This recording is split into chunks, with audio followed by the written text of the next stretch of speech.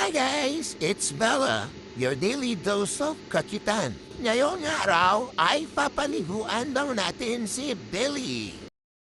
O ba't sa akin nakatutok? Ito na nga ba sinasabi ko eh? Sabi ko na nga ba eh? Scameraman to. So ayun guys, ako pala ang maliligo. Welcome to my butt struggle episode.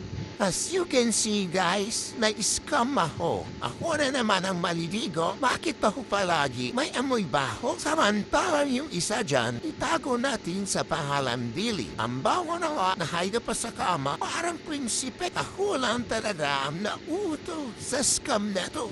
Ito pala ang ginagamit sa akin ni Mother na sabon guys. Kasi kung mapapansin nyo, yung side ko, mananalbonan. Dahil saan?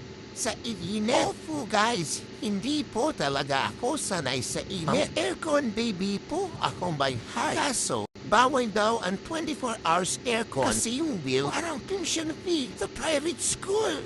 I-fast forward na natin to guys, kasi kung hindi, baka hanggang next year dito po rin ako. Hoy, grabe yung mukha ko dyan.